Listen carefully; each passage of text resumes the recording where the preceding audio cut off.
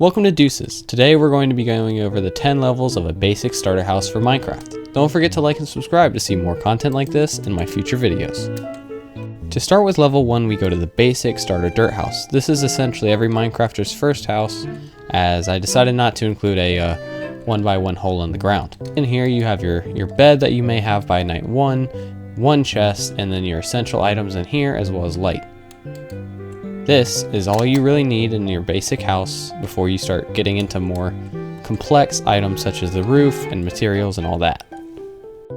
To start with level 2, you begin to see a little bit of an expansion. As you gain more materials, you'll probably expand the size of your base as you'll want more room, and this allows for more storage in here as well as a better position for your crafting. You also see an increase in materials such as wood and windows as well as cobblestone as you've progressed further through the game, but haven't really mastered the art of shapes or size. In level 3 you begin to see a bit more color. As you add contrasting items around the house such as logs compared to wood, you see more color throughout the house as well as an expansion of windows and the ability to kind of fit more in here instead of taking up as much space on the top. You also start to see a little bit of shape in the form of these stairs, but nothing major in the form of any roof or sort of design. Here in level 4 is the first time we really experiment with roofs.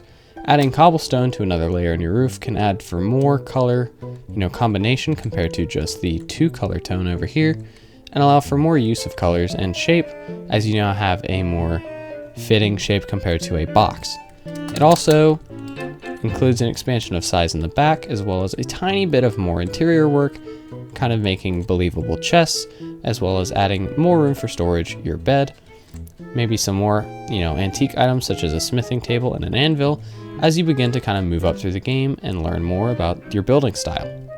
Level 5 is when we start to introduce a little bit of depth as well as some more color change. As you can see, the roof here is a bit more trimmed and allows for more variation in color as the dark will contrast with the light and make the roof pop a bit more. It also includes these bits of foundation as a way to connect the logs around the outside as the walls are pushed in to create more depth within the build. This build is also a bit more expanded towards the back, but has around the same room as this previous build due to the walls still being pushed in while the rest of it is pushed out. This is where you start to add your antique furnaces, keeping your smithing table and anvil. You start to have a little bit of interior decoration here. I've added a sort of computer model.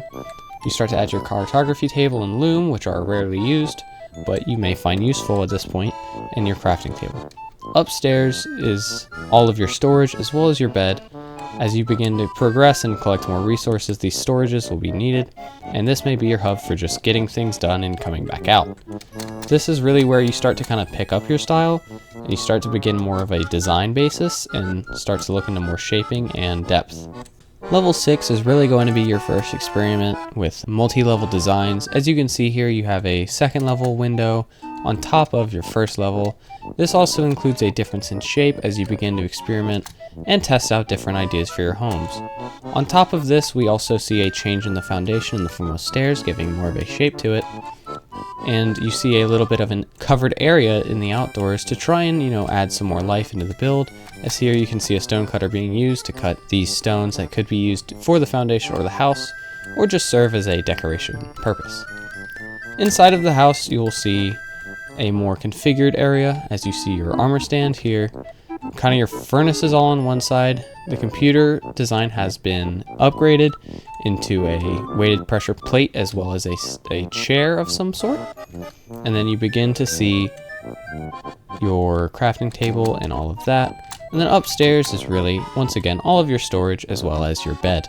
This is really your first experiment in the true shaping of houses and experimenting with different roof ideas, as it allows you to get more shape and character in your builds. In level 7, you begin to see a little bit of more of an outdoors focus, including a textured path and a more textured foundation. This allows for more color and contrast in the build, as it gives a more natural look to it compared to a solid color. And, using these natural sort of items and blocks and flowers can give a more realistic and more friendly feel. You also can try to begin to use more water features. Here you see me try and use a bit of coarse dirt and rooted dirt to try and give a bit more texture to it, but it's not really as visible through here.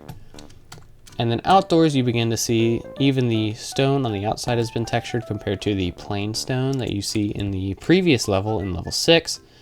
And this outcrop is still here to go with it. You also begin to see a little bit of an expansion of that second floor. Compared to just that one long room, you start to see a more of a mirrored image of the first floor that is a similar size and can be used for more. Indoors, we have a upgraded armor stand with probably more materials that you've collected by this time, as well as another version of the computer design with a different color desk to try and contrast the wood in the back. You start to see some chests added for your furnace areas to try and hold the stuff you'll be cooking, as well as the anvil and crafting table, as well as a chest that may be used for them. Over here, you begin to see a slight expansion, adding the fletching table and an extra barrel for what may be used in these items. Upstairs, once again, you do see a little bit of a storage room up here, although it is minimized to keep it in one area. This area is somewhat empty, as by now you're probably not sure what you want to do with the whole room. You're probably looking forward to planning an enchantment area over here, or just having this walkway outside. On the other end, we have our bed, as well as maybe a little bit of a potted plant if you're into some more of an extended interior design. Overall, this house is most likely your first turn into texturing, as you try and add a little bit more of a believability in your build, as well as a little bit more color and, just kind of a more advanced sort of feel. You also begin to contrast your roofs more compared to a similar color. You can pull an even darker color and texture your roof to try and give it a more believable feel, as well as just an expansion of your windows into using stairs with panes instead of just whole blocks can give it a little bit more shape and depth, which aren't seen in the previous houses. Level 8 brings once again another small expansion to your outdoors, further texturing your water features and maybe adding some more things that can be on top of them to give them some more life, as well as possibly expanding your path in and making it have more natural features, expanding your flower side to 1, and then maybe changing your stone cutter to more of a wood-based design, as it fits more as a wood saw than realistically more than a stone saw.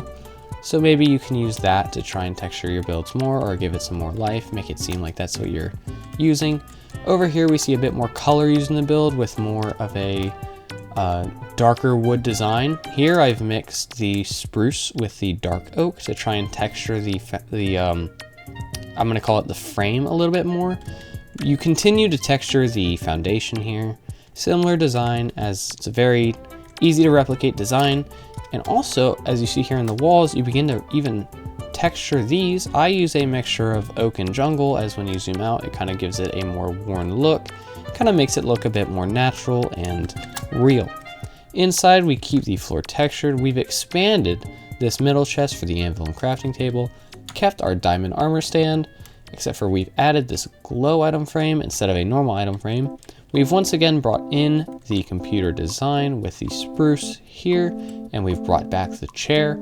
We've kept this furnace design in here with the chests, and we've kept this design over here.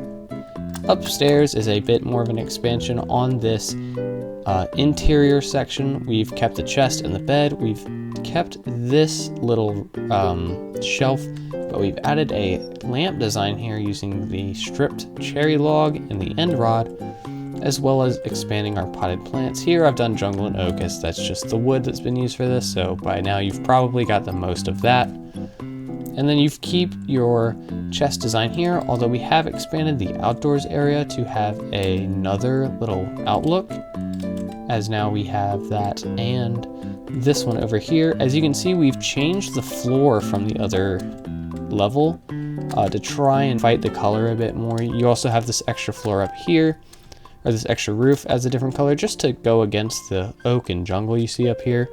And these floors don't need to be textured, as they're more set in stone. The only ones I think would really need to be textured is probably that first floor if it's made out of a stone type of block. And then you can choose to texture these walls, but this is essentially your, I guess I would consider it your texture overload of a level. You keep your textured roof and all of that, maybe a little bit of an expansion on how that's done. but I really wouldn't be too concerned on how you texture it. But you do continue to see this texturing become more and more prominent. But this is probably the furthest you can go with texturing. There's probably more you can do on the outdoors. I just don't see a need for it in a starter house. Level 9 is really your area where you start to play more with the shape of the roof. Instead of more of a straight line design or just a diagonal, you start to play with more different shapes. As you see here, I've gone for a flatter roof on this area, which moves into more of a, I guess I would call it a cowbell shaped roof here. The sides are about the same. I don't see any major reason to expand too much on this. I feel like the roof is a big enough change for this design here. I mean, there's a night and day difference between level 8 and level 9 here. It's just adding that extra roof and giving it more of a shape on the top makes it look so much better. And allowing that to happen is just, it allows you to get a lot more shape in your build and a lot more character. The outdoors area is exactly the same. I've essentially copied everything from over here. So indoors, I believe most of it is the same as well, except for here we've increased our armor stand to netherite with an enchanted netherite sword. We've kept the computer design, the design back here, this area for crafting in the anvil, same area over here with the assorted tables. Back here we've kept the red bed with the shelf design, but you can see how the roof kind of changes that ceiling, how it kind of angles up here and turns into this ceiling over here. This is where we begin to see our enchantment table, which kind of comes with that addition of that enchanted netherite sword. As you can see, it's not fully ready and does not have max power. We keep our storage room here with the torches to keep the place lit up, and this outlook is essentially the exact same. Upstairs, you begin to see this is your extended storage, so you can probably begin to move items out of the storage on the second floor and move them up into the upstairs storage so you can open this area up to maybe more interior design. This house is essentially focused mainly on the roof, as adding that shape to the top just adds that much more, and it gives you that much more area to texture and make look more natural.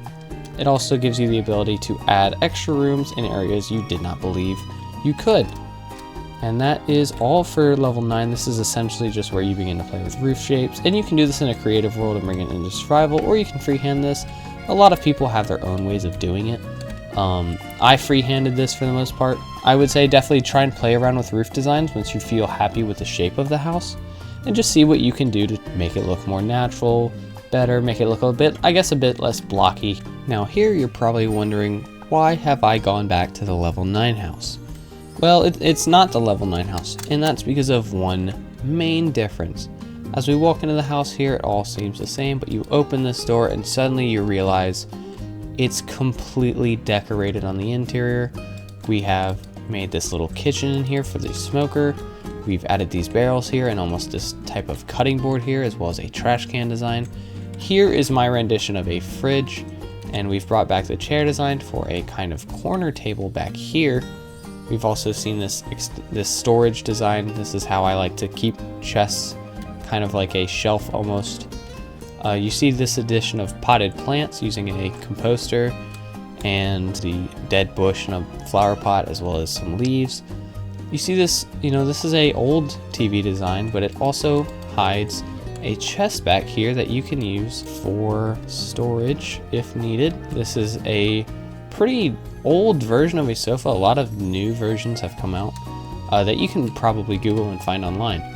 Here we have a little workspace, and we've brought back the computer design as well as the chair.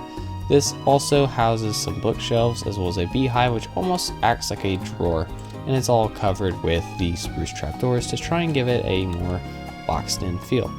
Over here we see an expansion of those small storage areas, as well as a little bed design with a little lantern above it to try and give it a more realistic feel and something that may exist in real life. We also see the flower design come back with the composters, except for we've changed the leaves to the cherry blossoms to have that cherry blossom effect. Outdoors is the same on both ends, out here and in the main little central area here. Upstairs, however, is probably the most important change. Here is where your enchanting setup is stored. Everything here is level 30. I would check something, but I don't feel like it. You also begin to see a little bit more of a window here. I will show this as we go outside the house, and this storage is all for your enchantment tables and such, and you can always add more storage in extra places as needed, like maybe if you want some on this wall, or you can make a basement to try and house more items as needed. But essentially this entire level is just, you know, spending time on the interior of the house and trying to upgrade it as needed. A lot of these iron trapdoors are very tough to do. I did have to use the debug stick to get these to stay open. I kind of wish there was a way to set that, but I'm not aware of one. So if anyone knows one, please drop it down in the comments.